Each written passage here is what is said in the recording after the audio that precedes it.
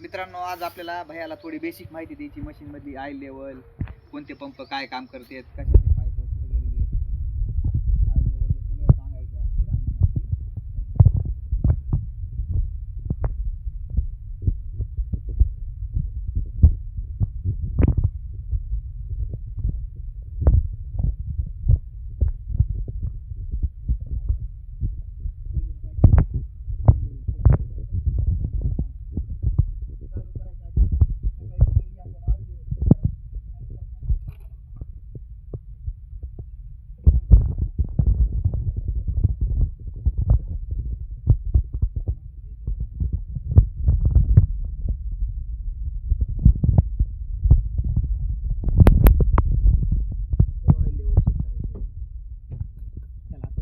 फिरवायचं, हां वर काढ त्याला. हळूच वर घ्यायचं दामा, तिथं हात लाव खाली, म्हणजे ते हे होणार नाही, लेवल चेक होते बरोबर.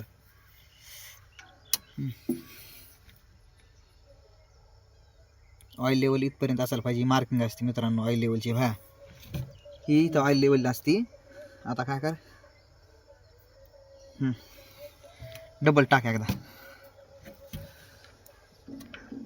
तिथपर्यंत ऑइल लेवल पाहिजे बरोबर. सकाळी रोज उठलं त्याला धर खाली, म्हणजे हल्लं नाही पाहिजे आपल्याला, मिळ लागते लगेच. सरळ उचलायचं वर आणि मशीन लेवलमध्ये ठेवायची बरं का. थोडी आपली मशीन पूर्ण हाईट उचललेली, त्यामुळे इथपर्यंत दाखवत आहे. इथपर्यंत असायला पाहिजे. टाका आतमध्ये, थोडी लेवल खाली सोडावं लागेल, म्हणजे पूर्ण उचललेली लेवलला घ्यावं लागते मशीन. आणि इकडे बघ, हे एअर फिल्टर आहे, ऐक ना. हे बी कधी साफ करायचं माहिती आहे का, जास्त धूळ असली. इकडे बघ, हे मीटर आहे, सेन्सर आहे इथं. हे असं लाल जेव्हा इथे काचाचं लाल येईन काय असं वरून, जवळचं नाक कोंदन का, तेव्हा हे असं खाली वाढल्या जाते. म्हणजे मशीन सांगते की एअर फिल्टर जाम झालं. याला काय रोज रोज साफ करायची गरज नाही. जर लय धुळीचा प्लॉट जर असला तर हे इथलं मीटर आहे का असं वाढल्या जाते खाली. म्हणजे हे ब्लॉक झालं, लाल आहे त्याच्यात. हां हे सेक्शन करतंय. ह्याला काय होतंय, असं नाक बंद झालं की हे खाली वाढल्या जात आहे. मग आपण समजून जायचं की बाबा आता एअर फिल्टर साफ करायची गरज आहे आपली. चला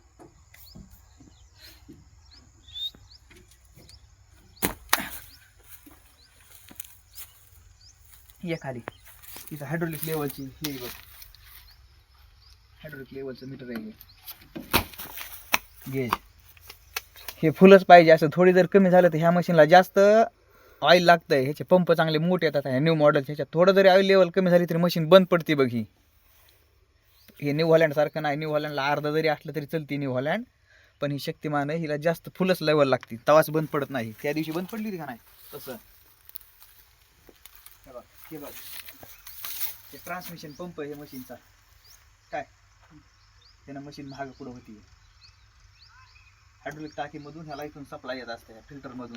हे असा इथं आलाय, हे टायरकडे गेलेले पाईप. आपण त्या दिवशी हे पाईप बदलला होता त्या मशीनचा आपल्या दुसऱ्या. ह्याच्या पलीकडे हे मेन पंप आहे बघ. ह्या मेन पंपाचं काय काम आहे माहिती का. ह्या मेन पंपामधून ऑइलचा सप्लाय इकडून ह्या मेन पंप आलेला इकडे बाहेर गेलेला आहे. इथून गेला हे फ्लो डिवायडर, म्हणजे ह्याच्यात आधी सप्लाय आला मेन पंपातून सगळा.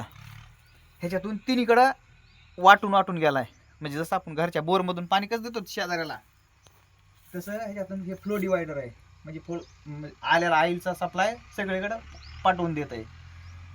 बेस कटरला, म्हणजे खालचं हे बेस कटर आहे का आपलं ऊस तोडायचं, त्याच्या मोटरसाठी ह्याच्यातूनच सप्लाय गेलेला आहे. पुन्हा महागाचा एक्स्ट्रॅक्टर फॅन, हे 65 मारायचा, ह्याच्यातूनच सप्लाय गेला त्याला. आणि चॉपर हे A35 वाल, चॉपरचा A35 वाल हे ह्याच्यापासून चॉपरच्या मोटरला सप्लाय गेलेला आहे. तर तिकडून ते लिव्हर वडलं का ह्याच्यातून सप्लाय येत आहे. मग हे ऑपरेट होत आहे पंप. मग हे पंप ऑपरेट झाला की ह्याच्यातून हे चॉपरच्या मोटर फिरून ह्याला सप्लाय जाते. आणि असाच A35 वाल इथं एक ह्या बघ बेस कटरचा, इथं एक सप्लाय आला ह्याला त्याच्यातून त्या फ्लो डिवाइडमधून. हे दिसला का इथं, हे केबल वडलंच का तो, हे लिव्हर टाकलं काय ऑल फंक्शनचं लिव्हर, हे इथं वाढल्या जात आहे. इथं वाढल्या गेलं की हे पंप ऑपरेट होत आहे. ह्या पंपातून एक ऑइलचा सप्लाय त्या पंपाला गेलेला आहे, पण त्या महागाल्या चॉपरच्या A35 वालच्या. मग ते ह्याला वडलं आणि हे चालू झाला की हिथून ऑइलचा सप्लाय गेला तिकडं की लगेच ते पण ऑपरेट होत आहे. म्हणजे हे दोघांचं एक कॉम्बिनेशन आहे, कनेक्शन एक आहे ह्यांचं. इथला पंप चालू झाला की ते ऑटोमॅटिक ती बी चालू होतं, म्हणजे सगळे रोलर ऑटोमॅटिक चालू होते. असं ह्याचं जोडलेलं आहे. आणि ह्याच पंपावरून मेन पंपावरून त्या एक्स्टेटर फॅनला पण सप्लाय दिलेला आहे. काय आता हे जे आपले रोलर खाली वर होते काय आपले हे सिलेंडर आपली हाईट उचलायचं, हे त्याला टेंडम पंप असतंय पलीकडल्या साईडला एक छोटा. त्याने शिडी वरी खाली होती, टॉपर वरी खाली होत आहे, रोलर वरी खाली होते, हाईट वरी खाली होती. ह्याचा एक पलीकडल्या साईडला पंप आहे. एवढं तर कळलं ना तुला. डिझेल कधी बाय चान्स संपलंच तर हे पंप मारून एअर काढायचा आहे.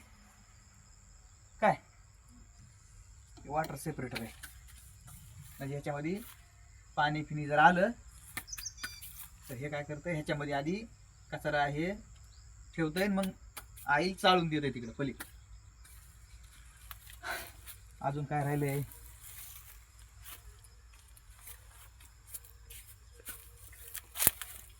आता तुला तर डिझेलचं तर माहिती आहे. डिझेलचं आहे ही डिझेल इथून भरते मशीनला. हा हायड्रोलिक ऑइल ह्याच्यातून टाकायचंय.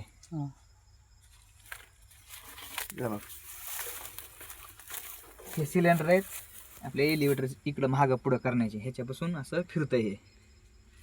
हे इकडे चॉपरच्या ब्लेड आहेत, इथून उसकट होऊन कांडे बाहेर येतात. हे रोलर आहे, ह्या रोलरची माती अडकली की लगेचच काढायची. असा खटखट आवाज येऊ द्यायचा ना जास्त, कारण हे ह्याला जर जास्त माती अडकली तर ह्या खेळीतल्या प्लेट तुटत्यात. ह्या मोटरीचं मेंटेनन्स निघत आहे, त्यामुळे ह्याची माती लगेच काढून घ्यायची. आता आपली मशीन बंद आहे म्हणून आपण काल काढली नाही, आज काढून घेऊ ती, चालू करायची आपल्याला. ये इकडे ना पुढं. ह्यांचं सस्पेन्शन सिलेंडर आहे, ह्याच्यावरच मशीनची हाईट खालीवरी होती. तू एक नंबरचं लिव्हर दाबलंस, खाली वर केलंस की हे रोलर आपले हे सिलेंडर आत वर खाली होते. मग ह्यानं काय होतंय, मशीनची हाईट अशी खाली दबती वरी होती, मग तुला इथून लेवल लावता येते. हे सस्पेन्शन सिलेंडर आहेत, हे स्टिअरिंग सिलेंडर आहेत. ह्यानं स्टिअरिंग फिरवलीस की हे असं आत जातंय बाहेर येते, म्हणजे असे टायर वळल्या जातात बघ इथून. काय हे रोलर, ह्या रोलरचं काय काम आहे, बाहेरच्या सरीतला ऊस बाहेर टाकतंय ना हे, आणि हे दोन रोलर आतमध्ये ओढतात. हे रोलर दोन बाहेर साठतात, त्या साईडचा ऊस तिकडं, त्या साईडचा ऊस त्या सरीत. आपलं हे बेस कटर आहे, इथून सगळा माल मशीन आतमध्ये घेते. इथून असा जमिनीपासून लेवलनं कट होत आहे. एक नंबरचं लिव्हर आहे का ना, ते जर तो खाली दाबलंस की ह्याची अशी हाईट खाली येते सरीवर. मग जसा तुला ऊस कटिंग करायचा आहे तसं हे खाली वरी होतंय त्या सिलेंडरमुळे, आणि मग इथून लेवल कट होती चांगल्या प्रमाणात. हे टॉपर आहे आपलं, हे टॉपरनं वाढे तोडायचं काम होतंय. आपल्या इकडे ह्याचा उपयोग काम करीत नाहीत, आपले ऊस पडलेले राहतात आपल्या इकडले काळी जमीन असल्यामुळं. मग सगळं सारख्या प्रमाणात ऊस पडलेला नाही राहत, मग कुठला वरी राहील तर कुठला छोटा राहील. मग हे जर लावलं तर काही जणांचं कांड्यासहितच ऊस बाहेर येत आहे, त्यामुळं आपल्या इकडे सरासरी ह्याचा उपयोग होत नाही. जे ऊस उभा आहे त्या ऊसातली पाचट म्हणजे वाढे तोडायला ह्याचं काम होत आहे. म्हणून आपल्या इकडे सरासरी एक ह्याचा उपयोग जास्त सरासरी होत नाही, पण हे उपयोग करावा लागतं ह्याचा, कारण की कांड जायला नाही पाहिजे कारखान्याला पाचट वगैरे, म्हणून ह्याचा उपयोग असतो. त्याच्यामुळे कंपनीने दिलेलं आहे ह्याला. हे रेडिएटर आहे, इथं 3 रेडिएटर आहेत बघ ह्याच्यात. एक हवाचं आहे, एअर गार करून इंजिनला द्यायला, ते फिल्टर आपलं एअर फिल्टर आहे का, त्याच्यातून एअर जे आलेलं आहे ते हे रेडिएटर मध्ये येत आहे, ह्याच्यातून ते गार करून इंजिनला जात आहे.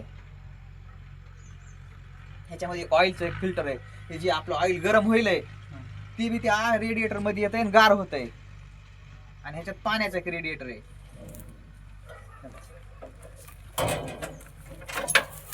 वरचं खोल बरं.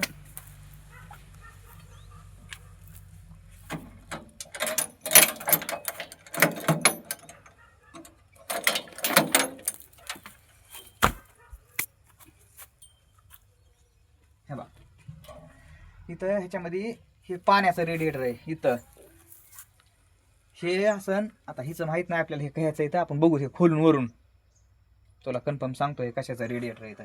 ह्या मशीनला असे दोन आहेत आणि आतमध्ये एक ह्याचं आहे ऑइलचं आतमध्ये, ह्या मशीनचं तुला दाखवतो वर ये.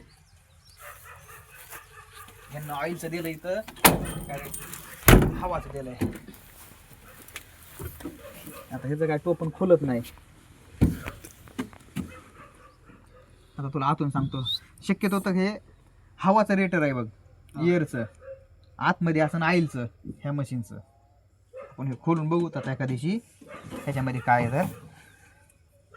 आणि रेटरचं पाणी इथून चेक करायचं आहे बघ, हे टोपण खोलून बघ किती क्लिअर पाणी तर कुलंट. दाबून प्रेस करून खोलायचं आहे. आतमध्ये आहे का बघ बरं किती. हां ओके. हे चेक करायचं आहे, रोज चेक करायचं किंवा एक दिवस आड करून जरी चेक केलं तरी जमते. आता नवी मशीन आहे म्हणून एक दिवस आड करून जरी चेक केलं तरी जमते. पण ज्या जुन्या मशीनीत त्यांचं पाणी रोज चेक करायचं, कारण की पाणी जर कमी झालं तर इंजिनचं काम निघतंय. दाबून लाव त्याला.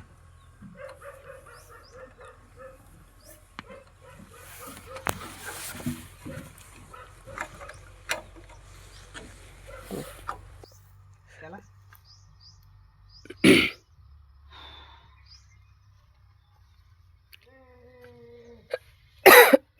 त्यावर दोन बॅटरी आहेत मशीनच्या, 12 व्होल्टेजच्या, दोन 24 व्होल्टेज सप्लाय लागतं ह्या मशीनला. काय त्याचं स्विच पलीकडल्या साईडला आहे, डाव्या साईडला एक स्विच आहे, ते चालू बंद केलं ना, केलंच ना चालू आहे. हे ॲडब्ल्यू आहे, युरियाची टाकी. त्यामध्ये युरिया आता आपलं इंजिन चालू झालं का त्याच्या आता BS6 मुळे हे दुखणावर मारण्यासाठी हे युरिया दिला आहे कंपनीनं.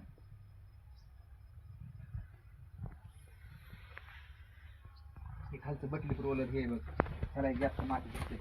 आपण म्हणतो ना बटली रोलर खाली असते, चिकल सारखा अडकत आहे ह्याला, तर ते काढून घ्यायचं असतं आपल्याला. ग्रीसिंग करून घ्यायची 2 दिवसाला 4 दिवसाला ग्रीसिंग करूनच घ्यायला पाहिजे हिला, म्हणजे बेरिंगा जायचं शॉर्ट नाही राहतीचा.